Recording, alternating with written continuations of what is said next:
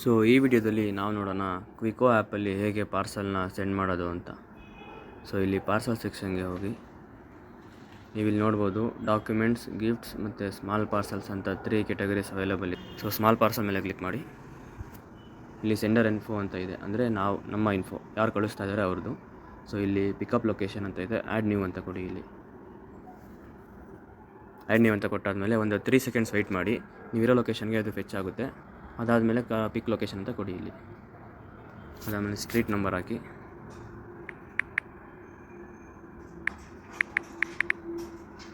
House number,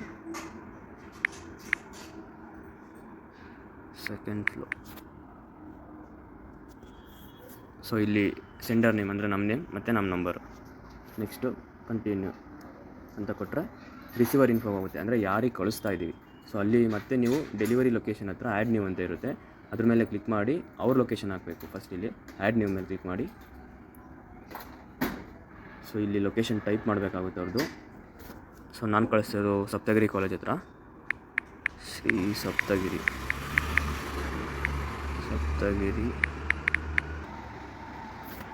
so ಅದ್ರ ಹತ್ರ exact location ಸಿಗೋಲ್ಲ. ಸೊ ಅರೌಂಡ್ ಲೊಕೇಶನಲ್ಲಿ ನಾವಿಲ್ಲಿ ಹಾಕಬೇಕಾಗುತ್ತೆ.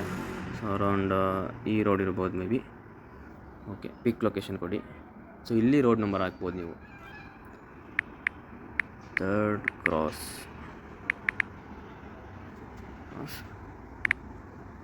2nd block.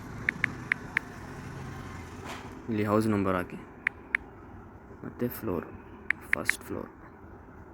ಮತ್ತು ಇಲ್ಲಿ ರಿಸೀವರ್ ನೇಮ್, ಯಾರಿಗೆ ಕಳಿಸ್ತಾ ಇದ್ದೀವಿ ಅವರ ಹೆಸರು, ಕಾರ್ತಿಕ್. ಅವರ ಫೋನ್ ನಂಬರ್ ಹಾಕಿ.